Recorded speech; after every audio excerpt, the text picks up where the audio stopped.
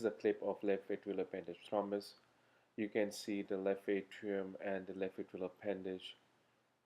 There is a small thrombus at the tip of the left atrial appendage. The color Doppler is not filling up in the entire left atrial appendage. Sometimes you can use definity or contrast enhancement to confirm this finding. You can see a sludge.